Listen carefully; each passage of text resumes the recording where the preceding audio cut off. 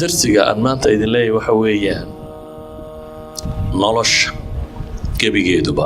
oo waqtiga adduunka lagu sheegaya waa intaad waqti haysato adduunyadu way soo jirtay waqti dambana waa sii jiri doontaa laakiin adiga waxaas shaqadaada maaha adiga waxaa laga yaabaa inaad joogto 60 ilaa 70 sannadood meelaha adiga adduunkaagu waa intaad dadka kale adduunkiisa waxba kaama gelin adiga adduunkaagu waa maanta dhalatay ilaa iyo maxay intaad ka dhimanayso waa 60 sannadood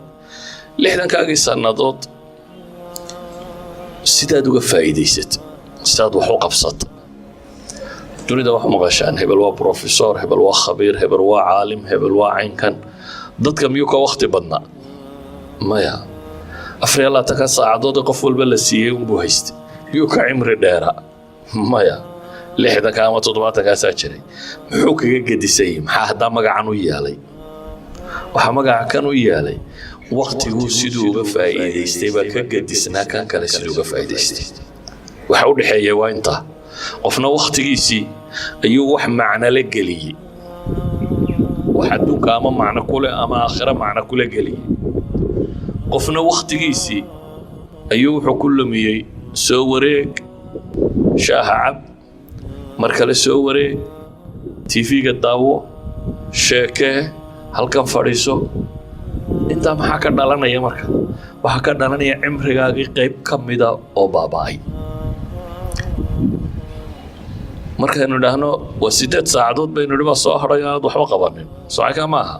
8 saacadood 24 saacadood imse ka yihiin waa 3 meelood oo meel waa 3 sideedaad 24 saacadood ka waran cimrigaaga 60 sano haddii lagu yiraahdo 20 tuur ilaa 8 saacadood cimrigaaga waxay uga dhigantahay imisa 20 ma uga dhigantaa hadaynu dhahno 60 baad jiraysay 3 20 ku weeyaan haddii lagu yiraahdo 40 qaado oo dhimo waa kugu adagtay qof walba waa ku adagtay dee hadda maxaad u dilaysaa